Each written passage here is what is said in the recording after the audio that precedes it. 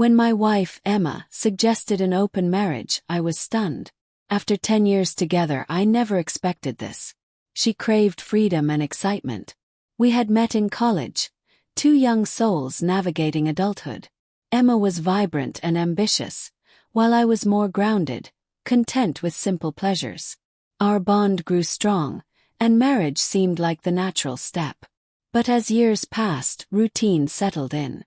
Emma's career soared, and she began seeking new experiences.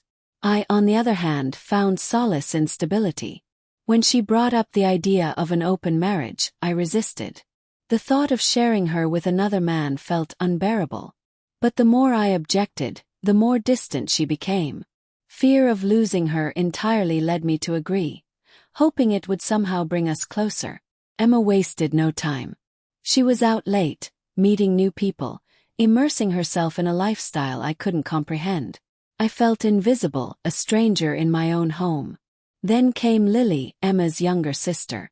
Lily had always been carefree and adventurous, but she possessed a kindness that Emma seemed to have lost. One evening, she visited to check on me. We talked about old memories, shared laughter, and one drink led to another. Lily confessed she had always admired me and felt Emma was taking me for granted. Her words struck a chord. For the first time in months, I felt understood. We crossed a line that night, one that couldn't be undone.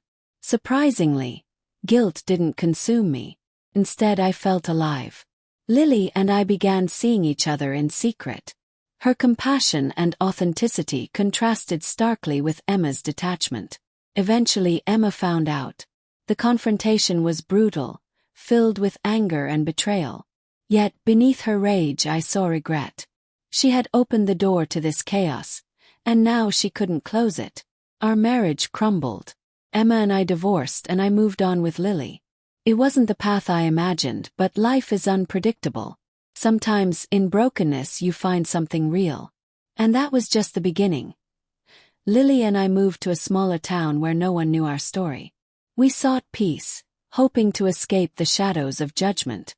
She started working at a local art gallery, while I found a job teaching at a nearby community college. Though our love was strong, the scars from the past lingered. I often questioned whether I had made the right choice, haunted by memories of Emma and the life we built. Lily sensed my internal struggle but never pushed me for answers. Her patience became my anchor. Over time, Lily's family slowly began to accept us. Her mother reached out first, extending an olive branch during the holidays. It wasn't easy, but the effort was genuine. Emma, however, remained distant, her wounds too deep to mend. Lily and I married in a quiet ceremony, attended only by a handful of close friends. There were no grand celebrations, just the two of us promising to move forward, free from the ghosts of the past. We eventually welcomed a daughter, Ava, into our world. Holding her for the first time, I felt a sense of redemption I never thought possible. She was a symbol of a new beginning, a reminder that love could thrive even after betrayal and heartbreak. As the years passed, Emma remarried and found happiness in her own way. We remained distant, but there was a silent understanding between us. We had both chosen different paths, and perhaps that was how it was meant to be. Lily and I built a life rooted in honesty and forgiveness. The road wasn't easy, but in the end, love found a way to heal what was broken. Even as Lily and I settled into a peaceful life, the echoes of the past lingered. Ava grew into a bright and curious child, and I often wondered how much of the history she would one day understand. Would she see her parents' love as something pure, or would the scandal that birthed it cast a shadow over her perception? Lily, ever the optimist, believed that honesty would guide us through. But as Ava grew older and started asking questions about family, I found myself struggling to explain the complexities of love and betrayal. Emma's presence, though distant, never entirely faded. There were occasional encounters at family gatherings or events where our shared past hung heavy in the air. I could see the pain that lingered in Emma's eyes, even as she tried to hide it behind polite smiles. One day, Ava stumbled upon an old photo album filled with pictures from my time with Emma. She asked who the woman was, and I hesitated before answering. I told her the truth, that life is complicated, that love sometimes takes unexpected turns, and that people make choices that shape who they become. Ava listened with quiet curiosity, then hugged me and said, "I'm glad you chose Mom."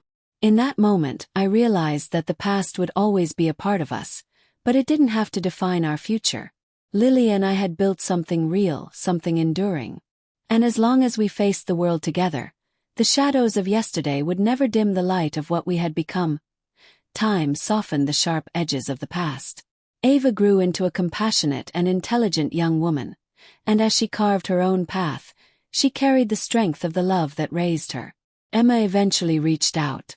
Not to rekindle anything but to find closure. Over coffee in a quiet cafe, we spoke for the first time without anger or resentment. We acknowledged our mistakes and the pain we had caused each other.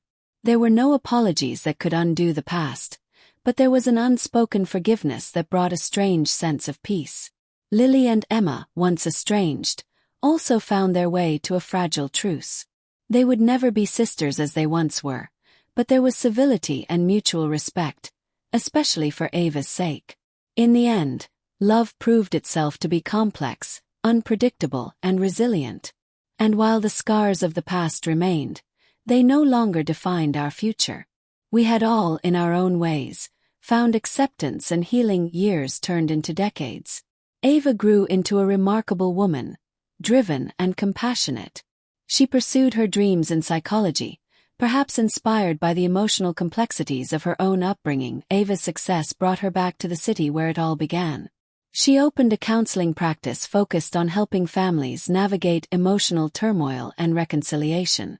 Ava's work drew attention from people across the community, including Emma. Emma began volunteering at Ava's practice, helping support those struggling with broken relationships. It was her way of finding peace and purpose.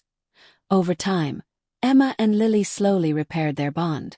Family gatherings became warmer, and Ava felt the strength of unity she had once lacked. As Lily and I grew old together, surrounded by love and acceptance, I realized that the painful journey we endured was necessary to find true happiness.